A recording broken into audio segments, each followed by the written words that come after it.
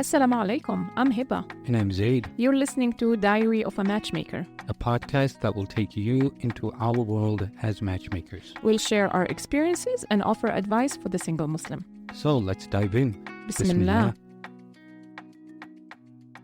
Assalamu alaikum everyone, welcome to another episode of Diary of a Matchmaker. I am Hiba and on the other mic is my husband and co-host Zaid. Assalamu alaikum, everyone. Wa alaikum salam. Zaid, I have a question for you. Mm-hmm. I always have questions. Many questions. Okay, what frustrates you about being a Muslim matchmaker? A lot of things. I would have to say one of them being unprofessionalism. How so? So, God, it ranges from people that we've tried to collaborate with, from clients to parents at festivals. I don't even know where to start. Yeah, even masjids. Masjids, yeah. You write emails to masjids, you call them, you leave voicemail, you wait, but you never get a response. Yeah, the surprising thing is that we thought that masjids were the one place that would be receptive to our kind of work. We figured that masjids would understand the needs of the community, were connected to the community, understood that we're seeing the same problems that they're seeing probably, right? That people are struggling to get married. They don't have available options. So naturally, we assumed that they would be receptive to our work. Yeah, because they know there is a big problem in the community, and especially masjids. People turn to masjids and imams for help, like finding matches and stuff. So we assume they're going to be so receptive, and not just for the matchmaking part, also like for the educational part. We do, alhamdulillah, we do workshops to prepare people like for the journey of finding a spouse, where to look, how to assess compatibility, maturity, all of that. And we know there is a need for it because alhamdulillah, we always get great feedback. But masjids, for some reason, they're not receptive. Yeah. How many masjids have we contacted, by the way? Oh my God, I don't know. I think it must be in the hundreds. Even MSAs. Oh, that's another conversation. That. Yeah. But talking about masjids first, yeah, we've approached masjids in person. We've contacted them. We've made phone calls, emails.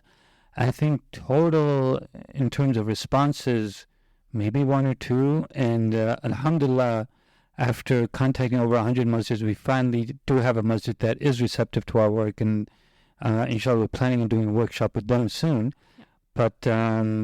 But yeah, it's not just masjids. It's like you said, also MSAs. What has it been like for them? The dynasty of MSAs. Yeah, God, the bureaucracy of MSAs. Like, I know it just sounds like I'm just attacking groups and organizations, but we're just sharing what we're seeing. This is our diary. Well, yeah. But what MSAs? Yeah. I mean, how many responses have we gotten from MSAs? I must have emailed every MSA in the whole of Canada, like from coast to coast, like in the hundreds, whatever university or college or whatever you can think of, I emailed them. Instagram, we're talking about emails. All of that. We got response, I think, from 3. Mm-hmm. 2 of them said, no, we're not interested. And 1 was actually open, and alhamdulillah, we're planning a workshop with them as well. Alhamdulillah. Yeah. But yeah. What about clients? Clients, of course. Unprofessionalism definitely carries over to our clients too. We had a recent incident with a client where we had the perfect client for him. Perfect match. The perfect match for him. She lived close to him. Matched him in terms of age and other things. And we reviewed his form, we reviewed her form, and we're trying to schedule a call. And lo and behold, it turns out that he's already talking to someone. Yeah. That he already has somebody and that he doesn't need our service anymore. And this has happened more than once. Yeah, in our other incident, we actually went and introduced his profile to her. And she was taken by the profile, and she wanted to move forward.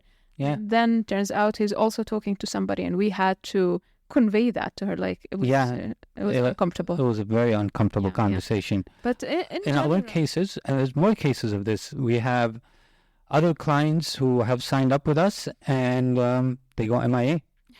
We don't hear back from them. Sometimes, in some cases, I have to email again. I have to text message them. I have to say, please, we have a match for you. Please schedule a call with us so we can help you get married, because clearly it's more of a priority for us than it is you. Well, Yeah. And on the other end, we have people who come with the entitlement mentality. They're like, I remember a specific incident where the guy emailed and he didn't talk to us. He didn't fill out a mini form or anything. He just sent an email like, why should I reviewed your fees? Why should I pay you this much? And something along the line of, no, actually not along the line, verbatim. I was trying to give you a chance to convince me of why I should use your services. Wow. Convince? Like, buddy, we're not begging. Yeah. It's a service. So my question is, do you ever see this with non-Muslims? Because alhamdulillah, we have a second business and we work a lot with non-Muslims. But do you see this with them? Not really. Not really. I don't think I've ever seen it. So we have a small booth at a local farmers market here. Yeah. And we see exactly the opposite. And it's always shocking. There's always respect. There's always kindness. They're always, sometimes they're tipping us. You know, it's just crazy. Yeah, and like the difference we see with non-Muslims versus Muslims. Yeah, and we've worked with non-Muslims like outside of business, and we never see this. Like, alhamdulillah, they're always respectful, come on time, show up on time, and if they're late, they apologize and apologize and apologize. Where on the other hand, we have people who schedule discovery calls for a halal match, and they don't show up, and or they show up late.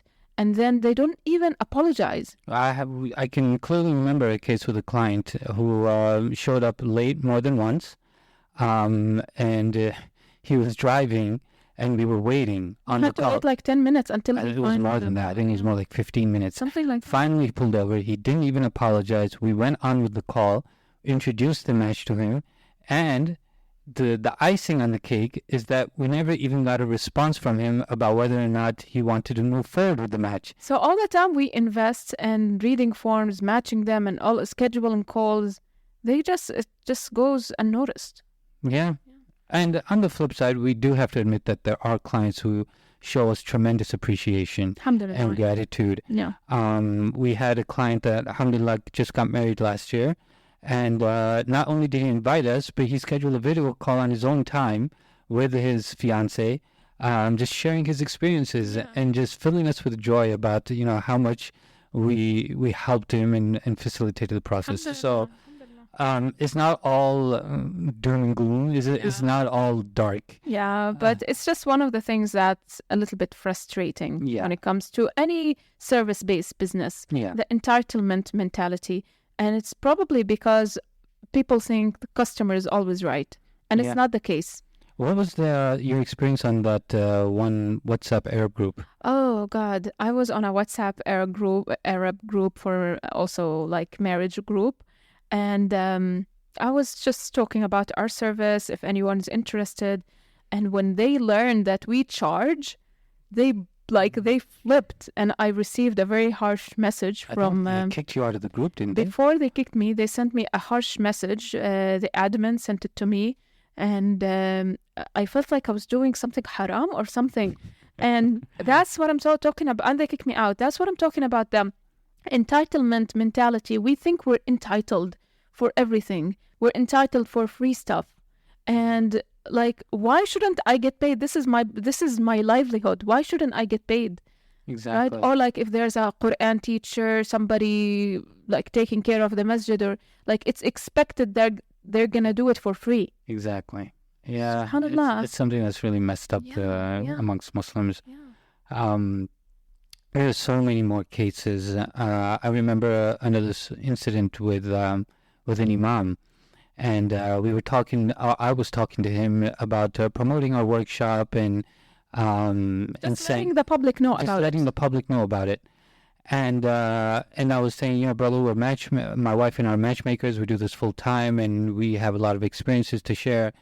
And he's like, "Oh, do you guys work on finding a second wife, or how about a third wife?" And he kept going, and then he said, "Oh, do you guys help with a girlfriend?" And he was clearly joking, but I just kind of let this immaturity write itself out before I said, I forgot what I said, but I said, yeah, no, we do this full time, and We're professional. we're professionals. And finally, after 5 or 7 minutes of this immaturity, he finally realized, oh yeah, he is serious. And we finally had a mature conversation about the topic of marriage in the workshop.